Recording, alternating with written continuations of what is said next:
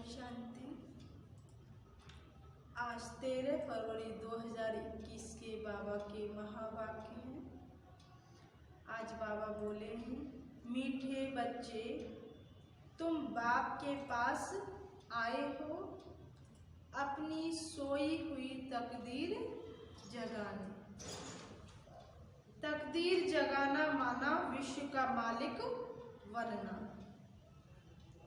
प्रश्न है, कौन सी खुराक तुम बच्चों को बाप समान बुद्धिमान बना देती है? उत्तर है, यह पढ़ाई है तुम बच्चों के बुद्धि की खुराक। जो रोज पढ़ाई पढ़ते हैं अर्थात इस खुराक को लेते हैं, उनकी बुद्धि पारस बन जाती है। पारसनाथ बाप जो बुद्धिमानों की बुद्धि है, वह तुम्हें आप समान पारस बुद्धि बनाते हैं। गीत है, तकदीर जगाकर आई हूँ। ओम शांति। गीत की लाइन सुनकर के भी मीठे मीठे बच्चों के रोमांच खड़े हो जाने चाहिए। है तो कोमल गीत, परंतु इनका सार और कोई नहीं जानते। बाप ही आकर गीत शास्त्र आदि का अर्थ समझाते हैं। मीठे मीठे बच्चे यह भी जानते हैं कि कलयुग में सबकी सदगति, सबकी तकदीर सोई हुई है। सतयुग में सबकी तकदीर जगी हुई है। सोई हुई तकदीर को जगाने वाला और श्रीमत देने वाला अथवा तदबीर बनाने वाला एक ही बाप है। वही बैठ बच्चों की तकदीर जगाते हैं। जैसे बच्चे पैदा होते हैं और तकदीर जग जाती है। बच्चा जन्मा और उनको यह पता पड़ जाता है कि हम बारिश हैं। हूबहू यह फिर बेहद की बात है। बच्चे जानते हैं कल्प कल्प हमारी तकदीर जगती है, फिर सो जाती है। पावन बनाते हैं तो तकदीर जगती है। पावन गृहस्थ आश्रम कहा जाता है। गृहस्थ आश्रम अक्षर पवित्र होता है। पवित्र गृहस्थ आश्रम उनके अगेंस्ट फिर हैं अपवित्र पतित गृहस्थ धर्म। आश्रम नहीं कहेंगे, गृहस्थ धर्म तो सबका ही है। जानवरों में भी है। बच्चे तो सब पैदा करते हैं। जानवर को भी कहेंगे गृहस्थ धर्म में है। अब बच्चे जानते हैं हम स्वर्ग में पवित्र गृहस्थ आश्रम में थे। देवी देवता थे, उन्हों की महिमा भी गाते हैं। सर्वगुण संपन्न 16 कला संपूर्ण। तुम खुद भी गाते थे, अब समझते हो हम मनुष्य से देवता फिर से बन रहे हैं। गायन भी है, मनुष्य से देवता।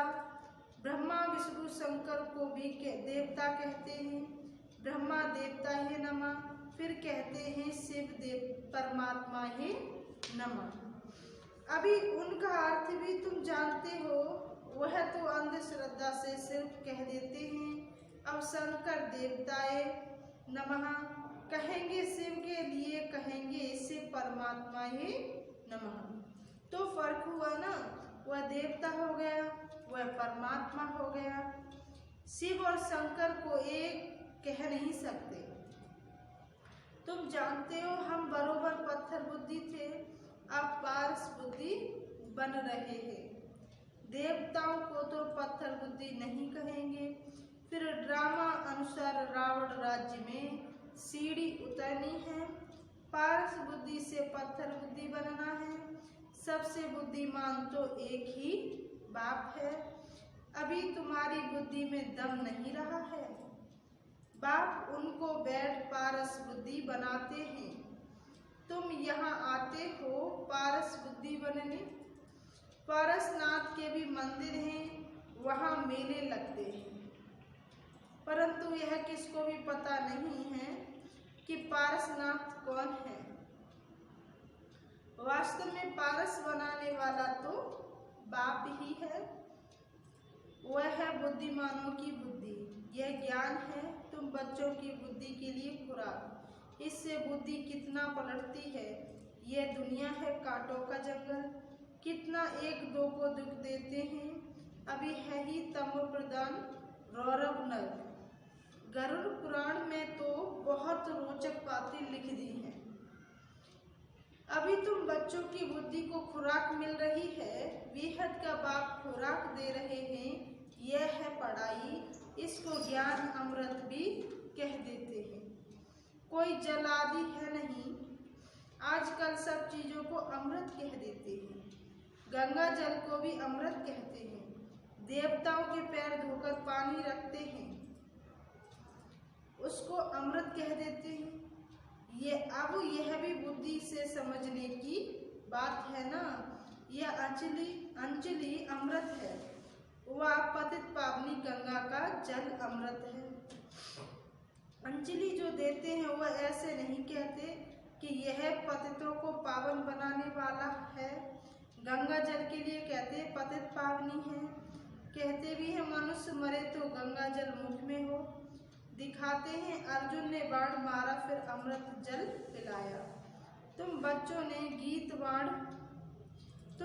ने कोई बाण आदि नहीं चलाए हैं। एक गांव है जहां बाणों से लड़ते हैं, वहां के राजा को ईश्वर का अवतार कहते हैं।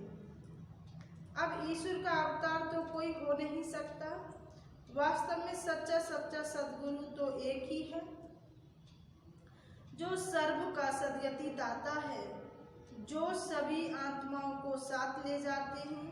बाप के सिवाय वापिस कोई भी ले जा नहीं सकता। ब्रह्मा में लीन हो जाने की भी बात नहीं। यह नाटक बना हुआ है। सृष्टि का चक्र आदि फिरता ही रहता है। वर्ल्ड की हिस्ट्री ज्योग्राफी कैसे रिपीट होती है, यह अभी तुम जानते हो और कोई नहीं जानता। मनुष्य अर्थात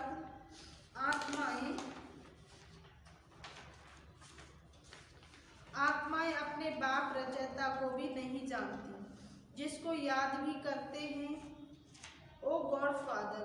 हद के बाप को कभी गॉड फादर नहीं कहेंगे। गॉड फादर अक्सर बहुत रिस्पेक्ट से कहते हैं, उनके लिए ही गाते हैं पतित पावन दुख हरता सुख करता। एक तरफ कहते हुए दुख हरता सुख करता है, और जब कोई दुख होता है, वह बच्चा आदि मर जाता है, तो कह देते ईश्वर ही दुख सुख देता है। ईश्वर ने हमारा बच्चा ले लिया, यह क्या किया। अब महिमा एक गाते हैं और फिर कुछ और होता है, फिर कुछ और होता है, तो ईश्वर को गाली दे देते हैं। कोई भी है ईश्वर ने बच्चा दिया, कहते भी हैं ईश्वर ने बच्चा दिया है, फिर अगर उसने वापिस ले लिया तो तुम रोते क्यों हो। ईश्वर के पास गया है ना। सतयुग में कभी कोई रोते नहीं है, वहाँ समझाते हैं रोने की तो कोई दरकार नहीं है। आत्मा को अपने हिसाब किताब अनुसार जाए दूसरा पाठ बजाना है। ज्ञान न होने के कारण मनुष्य कितना रोते हैं, ऐसे पागल हो जाते हैं। यहाँ तो बाप समझाते अम्मा मरे तो भी हलवा खाना है, नष्टो मोहा होना है। हमारा तो एक ही बेहद का बाप है, दूसरा न कोई। ऐसी अवस्था बच्चों की होनी चाहिए। मोहजित राजा की कथा भी सुनी है ना। यह है सब दंत कथाएं। सतयुग में कभी दुख की बात नहीं होती, ना कभी अकाली मृत्यु होती। बच्चे जानते हैं हम काल पर जीत पाते हैं। बाप को महाकाल भी कहते हैं। कालों का काल तुमको काल पर जीत पहनाते हैं, अर्थात काल कभी खाता नहीं है। काल आत्मा को तो नहीं खा सकता। आत्मा एक शरीर छोड़ दूसरा लेती है, उसको कहते हैं काल खा गया। बाकी काल कोई चीज नहीं है। मनुष्य महिमा गाते रहते हैं, समझते कुछ भी नहीं है। गाते हैं अच्युतम केशवम। अर्थ कुछ नहीं समझते, बिल्कुल ही मनुष्य समझ से बाहर हो गए हैं। बाप समझाते हैं यह 5 विकार तुम्हारी बुद्धि को कितना खराब कर देते हैं। कितने मनुष्य वैद्यनाथ आदि पर जाते हैं। आज तो 2 लाख गए, 4 लाख गए, बड़े बड़े ऑफिसर्स भी जाते हैं तीर्थ करने। तुम तो जाते नहीं हो। नहीं तो वह कहेंगे यह पीके तो नास्तिक हैं, क्योंकि भक्ति नहीं करते हैं। तुम फिर कहते हो जो भगवान को नहीं जानते वो नास्तिक हैं। बाप को तो कोई नहीं जानते, इसलिए हमको अर्फन की दुनिया कहा जाता है। इसलिए इनको अर्फन की दुनिया कहा जाता है। कितना आपस में लड़ते झगड़ते रहते हैं। यह सारी दुनिया बाबा का घर है ना। बाप सारी दुनिया के बच्चों को पतित से पावन बनाने आते हैं। आधा कल्प बरोबर पावन दुनिया थी ना। गाते भी हैं राम राजा राम प्रजा राम साहूकार है। वहाँ फिर अधर्म की बात कैसे हो सकती है। कहते भी हैं वहाँ शेर बकरी इकट्ठे जल पीते हैं। फिर वहाँ रावण आदि कहाँ से आए, समझते नहीं हैं। बाहर वाले तो ऐसी बातें सुनकर हंसते हैं। तुम बच्चे जानते हो अभी ज्ञान का सागर बाप आकर हमें ज्ञान देते हैं। यह पतित दुनिया है ना। अब प्रेरणा से पतितों को पावन बनाएंगे क्या। बुलाते हैं पतित पावन आओ, आकर हमको पावन बनाओ। तो जरूर भारत में ही आया था। आप भी कहते हैं मैं ज्ञान का सागर हूँ, सागर आया हूँ। अब तुम बच्चे जानते हो शिव बाबा में ही सारा ज्ञान है। वही बाप बैठ बच्चों को यह सब बातें समझाते हैं। शास्त्रों में सब है दंत कथाएं, नाम रख दिया है। व्यास भगवान ने शास्त्र बनाए। अब वह व्यास था भक्ति मार्ग का। यह व्यास देव, उनके बच्चे तुम सुख देव हो। अब तुम सुख के देवता बनते हो, सुख का वर्षा ले रहे हो।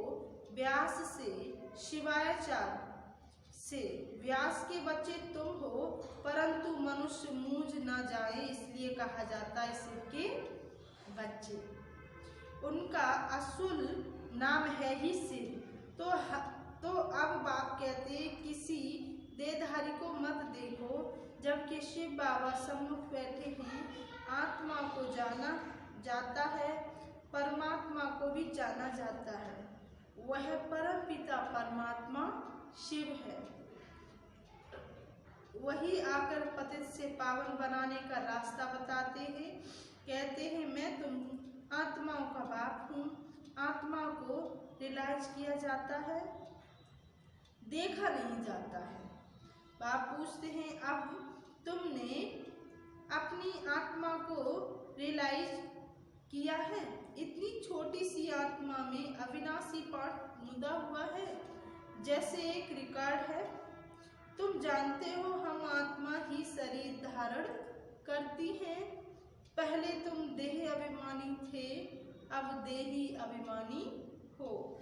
तुम जानते हो हम आत्मा 84 जन्म लेती है, उनका एंड अंत नहीं होता है। कोई पूछते हैं यह ड्रामा कब से शुरू हुआ, परंतु यह तो अनादि है, कभी विनाश नहीं होता। इनको कहा जाता है बना बनाया अविनाशी वर्ल्ड ड्रामा। तो बाप बैठ बच्चों को समझाते हैं जैसे अनपढ़ बच्चों को पढ़ाई दी जाती है। आत्मा ही शरीर में रहती है। यह पत्थर बुद्धि, फिर पत्थर बुद्धि के लिए फूड भोजन बुद्धि को समझ मिलती है। तुम बच्चों के लिए बाबा ने चित्र बनाए हैं बहुत सहज। यह है त्रिमूर्ति ब्रह्मा विष्णु शंकर। अब ब्रह्मा को भी त्रिमूर्ति कहते हैं। देव देव महादेव एक दो के ऊपर रखते हैं, अर्थ कुछ भी नहीं जानते। अब ब्रह्मा देवता कैसे हो सकता है। प्रजापिता ब्रह्मा तो या होना चाहिए, यह बातें कोई शास्त्रों में नहीं है। बाप कहते हैं मैं इस शरीर में प्रवेश कर इन द्वारा तुमको समझाता हूँ, इनको अपना बनाता हूँ, इनके बहुत जन्म के अंत में आता हूँ। यह भी 5 विकारों का संन्यास करते हैं। संन्यास करने वाले को योगी ऋषि कहा जाता है। अभी तुम राज ऋषि बने हो, 5 विकारों का संन्यास तुमने किया है तो नाम बदलता है, तुम तो राजयोगी बनते हो, तुम प्रतिज्ञा करते हो। यह सन्यासी लोग तो घर-बार छोड़ चले जाते हैं। यहाँ तो स्त्री पुरुष इकट्ठे रहते हैं, प्रतिज्ञा करते हैं हम विकार में कभी नहीं जाएंगे। मूल बात है ही विकार की। तुम बच्चे जानते हो शिव बाबा रचयिता है, वह नई रचना रचते हैं। वह बीज रूप सतचित आनंद का सागर, ज्ञान का सागर है। स्थापना विनाश पालना कैसे करते हैं यह बाप जानते, मनुष्य नहीं जानते। फट से कह देते तुम बीके तो दुनिया का विनाश करेंगे। अच्छा तुम्हारे मुख में गुलाब, कहते ही है तो विनाश के लिए निमित्त बनी है ना। शास्त्रों को ना भक्ति को ना गुरुओं को मानती है, सिर्फ अपने दादा को मानती है। लेकिन बाप तो खुद कहते हैं यह पतित शरीर है, मैं इनमें प्रवेश किया है, मैंने इनमें प्रवेश किया है। पतित दुनिया में तो कोई पावन होता नहीं। मनुष्य तो जो सुनी सुनाई बातें सुनते हैं वह बोल देते हैं।